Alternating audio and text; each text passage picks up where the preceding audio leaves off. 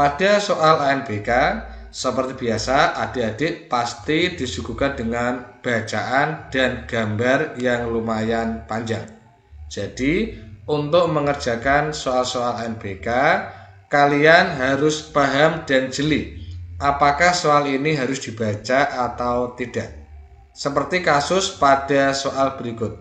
Di sini kita membahas tentang bubble tea. Di sini ada keterangan tentang bubble tea. Menurut saya, jika kalian mau membaca, bacalah dengan cepat. Andai kata tidak dibaca, pahami isi dari bacaan tersebut. Misal di sini ini menceritakan tentang bubble tea. Kemudian yang perlu digarisbawahi atau yang perlu kalian pahami adalah resep membuat minuman bubble tea ini untuk porsi 1 gelas. Ini tidak usah dibaca semua, tetapi nanti jika pertanyaannya mengarah ke bahan-bahannya, baru kita buka kembali apa wacana, apa yang dimaksud dari pertanyaannya. Ya, oke, langsung saja kita ke pertanyaannya. Jika ingin membuat bubble tea dengan porsi 1,5 gelas, ini ya, 1,5 gelas, bahan-bahan apa saja yang dibutuhkan? Berilah tanda checklist untuk setiap pernyataan berikut yang benar. Oke, karena di sini yang ditanyakan adalah bahan-bahannya, mari kita kembalikan bahan-bahan untuk membuat bubble tea. Oke, ini ya. Sekarang lihat, porsi ini adalah 1 gelas. Jadi yang ditampilkan di wacana atau di bacaan adalah resep membuat minuman bubble tea porsinya 1 gelas. Sekarang di dalam soal pertanyaannya adalah porsi 1,5 gelas ya. 1,5, kalau kita jadikan ke pecahan biasa menjadi 3/2 ya, 1 dikali 2, 2 ditambah 1, 3/2. Jadi nanti yang ditanyakan adalah 3/2 kalinya. Sekarang kita lihat dari yang A. Air panas sebanyak 150 liter.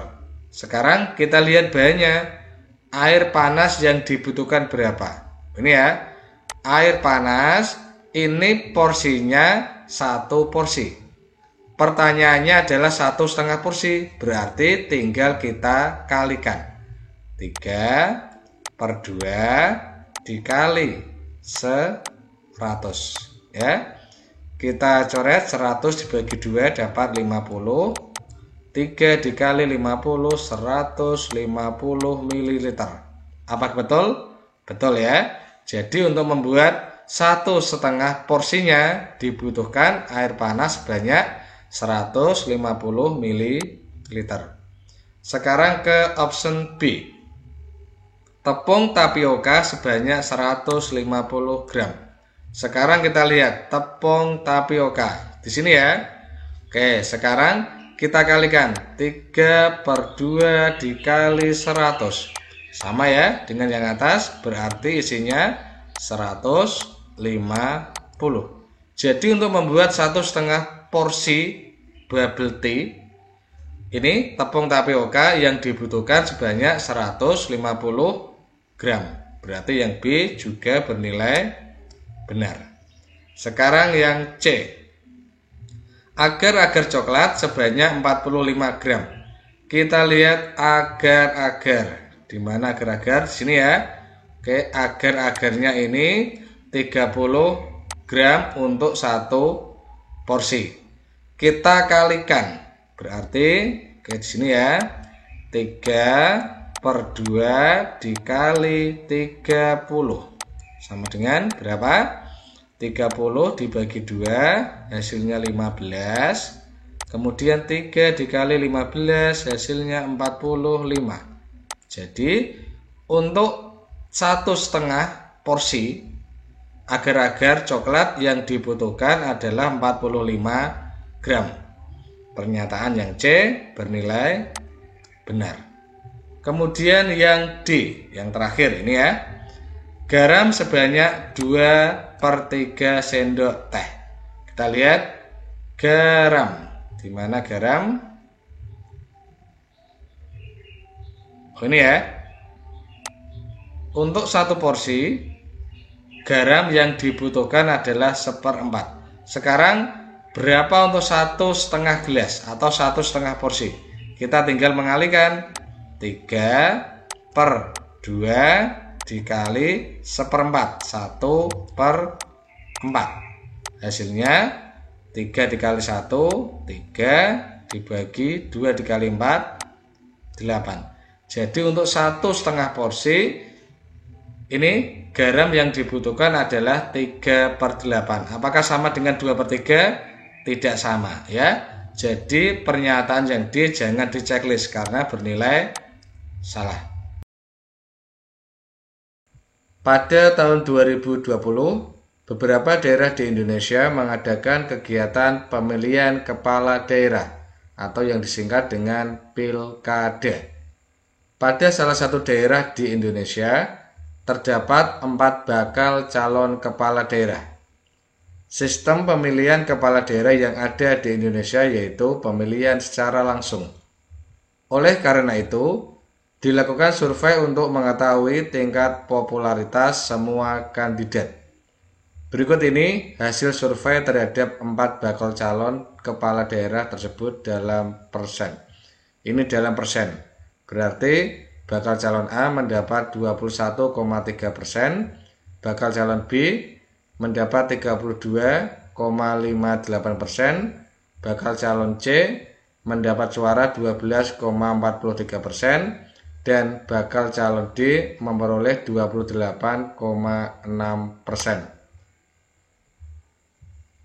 Survei di atas dilakukan pada 10.000 warga setempat. Berikut ini pernyataan berkaitan dengan hasil survei. Berilah tanda centang pada kolom benar atau salah untuk setiap pernyataan. Langkah pertama dalam menjawab pertanyaan ini, kita harus mengambil tabel perolehan suara tadi. Ya, ini adalah tabel perolehan suara dalam presentasi yang dihitung dari 10.000 suara. Oke. Sekarang kita hitung perolehan suara satu persatu dari bakal calon A sampai bakal calon D. Ini dalam persen. Berarti kalau dalam persen 21,3%. Artinya 21/100 dikali suara yang masuk semuanya 10.000 ya. Atau kita langsung saja karena nanti dalam persen berarti semuanya dibagi 100 kemudian dikali 10.000. Kita sederhanakan 02 coret tinggal dikali 100. Berarti angka yang ada di sini setiap bakal calon kita bisa langsung saja mengalihkan dengan 100. Karena tadi ini adalah angka dalam persen. Dibagi 100 kemudian dikali jumlah suara. Jadi langsung saja kita kalikan 100 semua. Dari bakal calon A 21,3 dikali 100, suara yang masuk 2130. Kemudian bakal calon B, karena langsung ya kita pakai rumus cepat, dikali 100, maka suaranya 3, 2, 5, 8. Kemudian bakal calon C sama dikali 100 berarti 1, 2, 4, 3. Dan bakal calon D dikali 100 2, 8, 6, 0. Kalau ini sudah ketemu ya mudah ya. Langsung saja kita ke pertanyaannya. Dari pertanyaan yang nomor 1. Selisih pemilih bakal calon B dan C sebanyak 2015 orang. Sekarang kita lihat bakal calon B dan C. Tinggal kita kurangkan ya.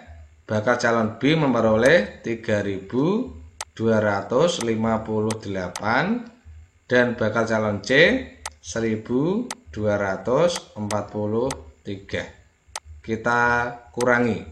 8 dikurangi 3, 5. 5 dikurangi 4, 1. 2 dikurangi 2, 0. 3 dikurangi 1, 2. Jadi selisih pemilih bakal calon B dan C sebanyak 2015. Betul ya? Pernyataan yang pertama bernilai benar. Kemudian pernyataan yang kedua, terdapat selisih sebanyak 7.300 orang yang memilih antara bakal calon A dan D. Kita lihat A dan D, jelas tidak mungkin ya. Selisihnya tidak mungkin 7.300. Karena apa? Ini banyak D ya. Coba kita kurangi 2.860 yang D dikurangi yang A 2.130. Hasilnya sedikit ya, tidak sampai 7.300. Coba kita kurangi.